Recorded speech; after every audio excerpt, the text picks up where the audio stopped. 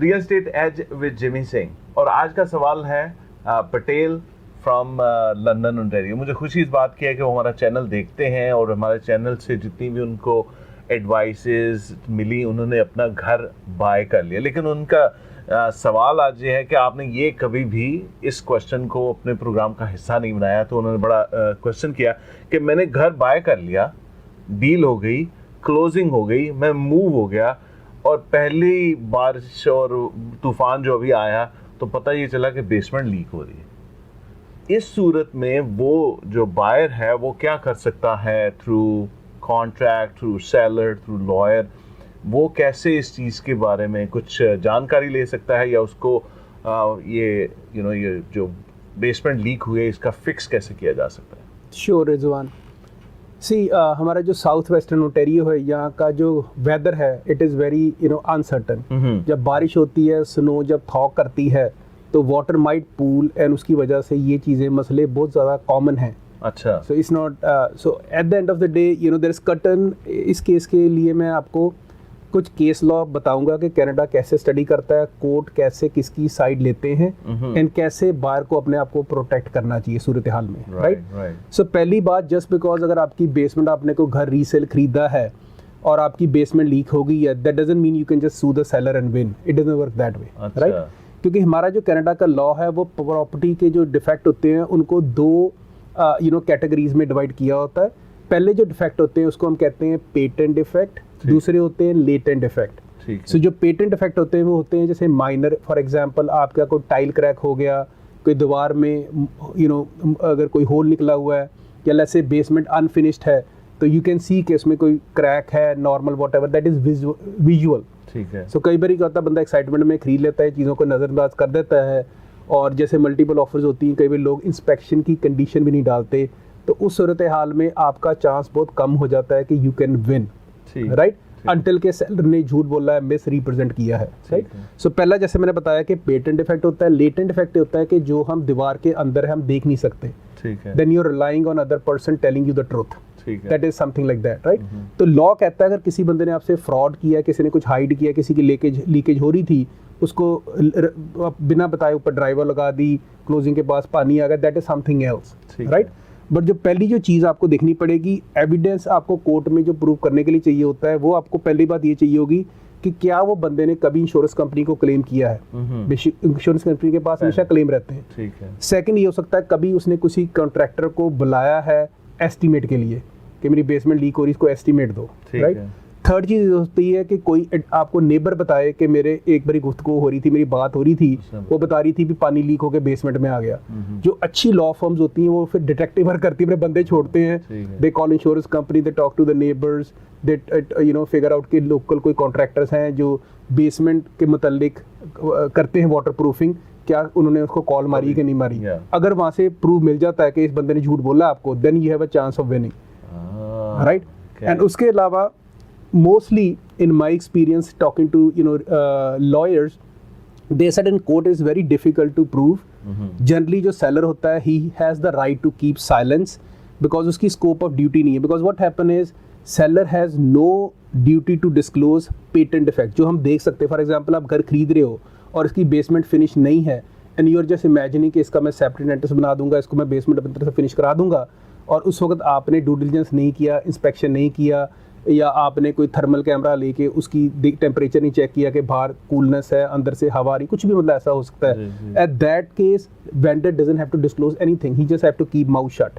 हमारे real estate जो form होते हैं उनमें से एक फॉर्म होता है SPIS forms, seller property information statement. So वो फॉर्म जो था हमारा रियल स्टेट काउंसिल और ओंटारियो रियल स्टेट एसोसिएशन की तरफ से अप्रूव्ड फॉर्म है, बट वो फॉर्म मोस्टली लॉयर्स अप्रूव अपने क्लाइंट को नहीं कहते साइन करो, उसमें क्वेश्चनर होता है, आप प्रॉपर्टी की सारी चेकलिस्ट बताते हैं कि आपको ये मसला, ये मसला, ये मसला, बट मोस्टली लॉयर्स इसको मतलब अपने सेलर्स को कहते हैं इसको साइन ना करके बाहर को दो, because it will open a can of worms, because how you can decide कि आपने अपनी तरफ सच बोला है, उसको अगला कैसे इंटरप्रेट करता है। सो इस वजह से form is there, but again lawyers probably don't do it.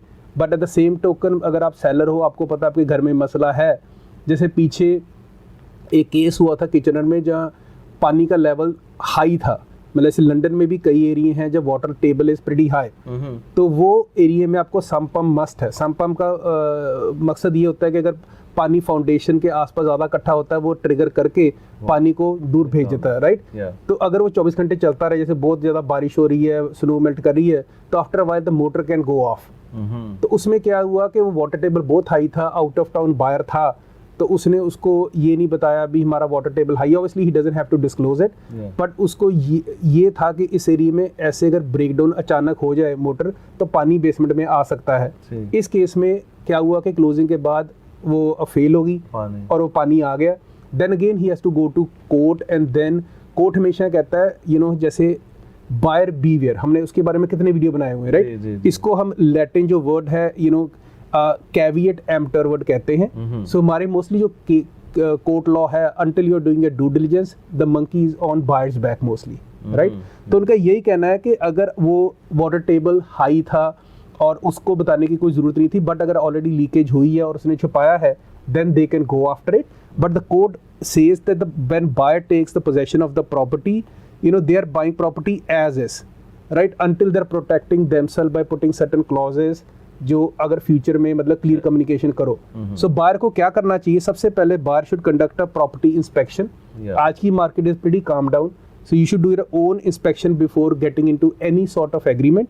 Second, ask relevant pertinent questions. अगर आपको कंसर्न है कि इसमें वाटर टेबल हाई है या आपका घर लेक के पास है, तो क्या वाटर सीपेज बेसमेंट में से हो सकती है, ask question in writing and get a response.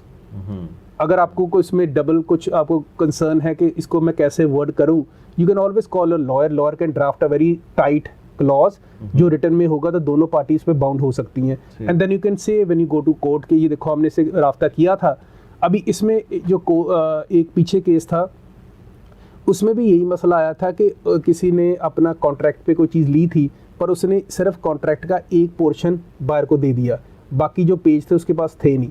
तो at the end if you find something कि there is more to it, then if you have a firm deal, जैसे इस बंदे ने पटेल साहब की आप बात कर रहे हो, if he has a firm offer without doing inspection, उसने अपने सारे हक तो वहीं छोड़ दिए कि I am buying as is. तो कोर्ट उसके हाल, it's not very easy to prove, let's put it this way, right. तो आप क्वेश्चन पूछो इन राइटिंग और कोशिश करो कि जो आपका agreement of sale and purchase है उनमें ये सारी चीज़ें हैं आप एड्रेस करो। At the end of the day guys, जो कोर्ट है वो ये चीज़ देखता है कि is the property fit for habitation. Let's say अगर आपके घर में इतनी डैमेज होगी आप और रह ही नहीं सकते, आपको होटल में जाना पड़ता है, so there is certain test courts will do. The first thing is property become uninhabitable, second is it is inherently dangerous, right. तो इनहैबिटेबल का ये भी हो सकता है कि लॉस ऑफ यूज, अगर आपकी फ्लडिंग आ गई you have to go to hotel. Second can भी आपकी इंजॉयमेंट में, या कोई ऐसी रेनोवेशन की है इलेक्ट्रिक और समथिंग कि वो आपको डेंजरस सिचुएशन में रख सकती है, दैट इज अ रीजन। पीछे एक केस था, बहुत इंटरेस्टिंग केस था कि एक डेवलपर ने कोई इंडस्ट्रियल बहुत बड़ा प्रॉपर्टी खरीदा, और इंडस्ट्रियल प्रॉपर्टी जो थी उसमें ऑब्वियसली कंटेमिनेशन भी थी क्योंकि वह मशीनरी है, ऑयल भी सीपेज करता है, बट उसको बेचने में उसकी कॉस्ट का कोई फर्क नहीं आएगा अगर आप if you keep the industrial use the same way.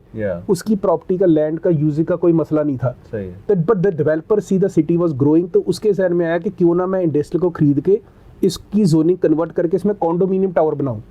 पर उसने सेलर से ये बात नहीं डिस्कस की क्योंकि उसको पता अगर मैं बोलूंगा तो seller will ask more money, right. तो ही वाज स्मार्ट और उसने ऐसे करके प्रॉपर्टी खरीद ली। पर बाद में जब उसको जोनिंग के लिए दिया तो जोनिंग उन्होंने कहा कि इसमें तो कंटेमिनेशन है, कंटेमिनेशन को क्लीन करने में लाखों डॉलर लग जाते हैं। Then actually he went to court and sued the seller. तो सेलर तो कहता है यार तो इंडस्ट्रियल है, इसमें ऑलरेडी कंटेमिनेशन है, मैं इतने सालों का यूज कर रहा, अगर तू उसको करेगा तो कोई दिक्कत ही नहीं है। तो जज ने उसका केस डिसमिस कर दिया। He has no grounds to go sue the seller because उसके जहन में प्लानिंग कुछ और थी रेजिडेंशियल, तो वो उसके लिए बना भी नहीं था। यस, ये नहीं बात है कि जोनिंग चाहिए नहीं, उसकी हो सकती थी, पर you can't just go and sue anybody. So guys again the answer is just because your basement is flooded doesn't mean you can sue the seller. बड़ी बहुत ही इम्पोर्टेंट, और मैं बार बार जब आप कह रहे थे तो ये बहुत बारीक चीज़ें हैं जो एक मुस्तनद एक बहुत ही प्रोफेशनल रियल्टर देख सकता है, लॉयर आपको सजेस्ट कर सकता है। लेकिन आपने बड़ी अच्छी बात की क्योंकि एक टाइम था जो पिछले कुछ 2 सालों में ड्यूरिंग द पेंडेमिक बगैर किसी कंडीशन के आपने वो एग्रीमेंट डाले, उस एग्रीमेंट की बेस पे बाय कर लिया, then you have no right, you are lost. Now अभी आप किसी भी मार्केट में जा रहे हैं, किसी भी डील में जा रहे हैं, आपके पास वो कंडीशंस हैं। लेकिन अगर स्पेसिफिकली आपको कहीं है, मेरे पास एक केस था जो बायर ने जब घर लिया तो उनके थोड़े अरसे बाद स्प्रिंग आ गया, क्योंकि विंटर में लिया, स्प्रिंग में उन्हें पता चला कि बहुत बज़ की आवाज़ आ रही है। तो जब उन्होंने पेस्ट कंट्रोल को किया तो उसमें वो शहद का बच्चा ऊपर एटक पे इतना ज़्यादा था कि it cost $15,000 to remove all that. It was a huge thing, क्योंकि वो सब जगह पे आ गए थे। लेकिन if you know what you are doing, if you have the realtor who understand different और शायद different experience से गुजर चुका हो, तो वो आपकी मदद ज़रूर कर सकता है। पटेल साहब, with the answers from Jimmy, I hope आपको कुछ इसमें से राह निकलेगी। अगर आप दोबारा किसी और चीज़ क्वेश्चन चाहते हैं, please ask away, comment, like and subscribe. Real Estate Edge with Jimmy In the Singh. meantime, I just want to give him a little bit, help on my end. अगर आपके पास फ्लडिंग इंश्योरेंस घर में है, you can put a claim on it. So ये भी एक चीज़ बहुत इंपॉर्टेंट है, since we are just on the topic, sorry to cut you off in the middle, कि एक बारी ऐसा भी केस देखने में आया था। मेरे क्लाइंट मिसिसागा में थे, जिनका कॉन्डो 8वीं मंजिल पे था and they are on the vacation. उनका फ्रिज का पाइप जो था, जो आइस मेकर था, वो बर्स्ट हो गया, तो सारा उसके नीचे फ्लोर डैमेज हो गए and he doesn't have the flooding coverage. उसकी इंश्योरेंस नहीं कवर करती थी, तो he end up paying $25,000 just to fix the other units. So it's very very critical to have a flooding insurance guys. Weather is changing a lot, mother nature है, उसका कुछ पता नहीं कभी कैसे आ जाए। सो कुछ $50 $100 दे के at least you get a peace of mind. So try calling your insurance company, hopefully you have a flooding insurance. Zabardast. Keep watching Real Estate Edge with Jimmy Singh.